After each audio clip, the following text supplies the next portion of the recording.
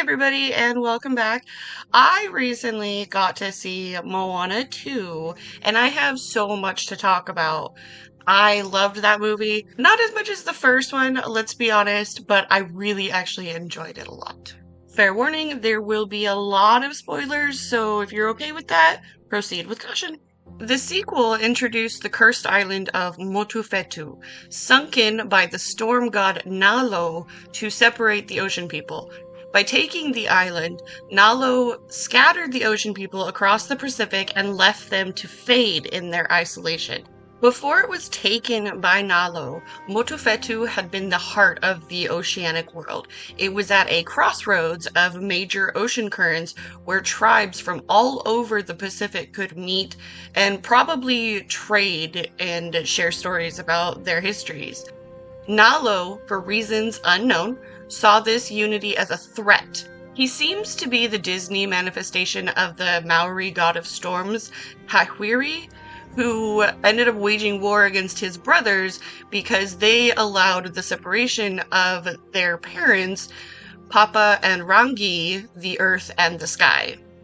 Nalo sank Motufetu beneath this storm barrier, sealing it in what seemed like a dark pocket dimension. Even the sentient ocean that we met in the first movie couldn't reach this cursed area. The loss of Motufetu cut off the ancestors from their home islands. Without those currents to follow, most of them never made it back home. And with Motufetu gone, the communication between islands collapsed. Cultures that had once thrived were left to wither, and tragedies at sea started becoming very common. The Kakamora, who had once lived near Motufetu, were also left with nowhere to call home, so they ended up turning to piracy, searching for their lost island in what were now empty waters. And reaching this cursed realm was also ridiculously hard, not to mention terrifying. The entrance was hidden beneath a giant clam, making the journey to Motufetu pretty much impossible.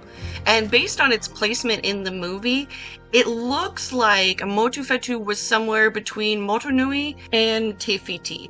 Now, Motunui is apparently based off of an island, I hope I don't butcher this term, Naihui, and Te Fiti was actually modeled after Tahiti, which kind of makes sense. Okay, so let's talk about how Maui is relevant to any of this. When our favorite demigod stole the heart of Te Fiti, Maui actually further disrupted what was left of the balance between the earth and the sea.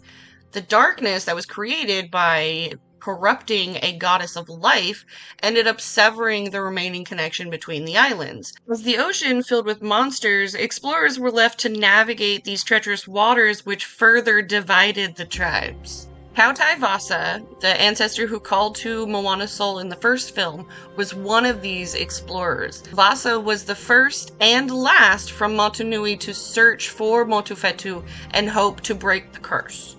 Sadly, Vasa didn't even make it past Kakamora Island, and his disappearance is probably why the ancestors finally forbid voyaging. On the positive side, his failure was actually the most important part of Moana's success, because without salvaging parts from his broken canoe, Moana and her crew would have been stranded in Nalo's cursed realm with no way out, just like Vasa was.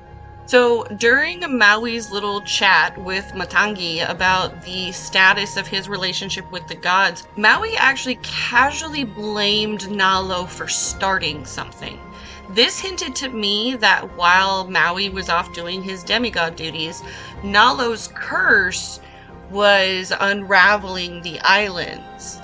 Because Maui raised the islands, the sinking of Motufetu would have been a slap in his face. Matangi also reminded Maui of the power gap between him and Nalo.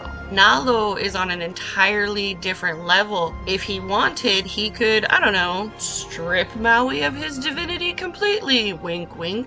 For me, though, the best moment of the movie was actually when Moana was deified by the ancestors. Her tattoo was beautiful. She got a magic oar, just like Maui had his hook. It was such a powerful moment for me. I admit I might have yelled in the theater. I'm also really happy that they gave Maui his divinity back. If you think about it, in the first movie, Moana brought life back to her islands by saving Te Fiti because that was their source of prosperity. But the second movie reunited the people so they could prosper. As the first Tautai in over 1,000 years, Moana carried the burden that Vasa couldn't and turned it into her victory. By using a little bit of divine power and Moana's mortal determination, she and Maui faced Nalo's curse head on and brought their people back together.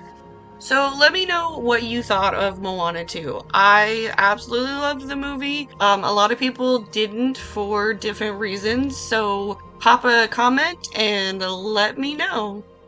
As always, thank you so much for coming on this adventure with me. This is the Loremonger for Myth and Mischief. I will see you next time.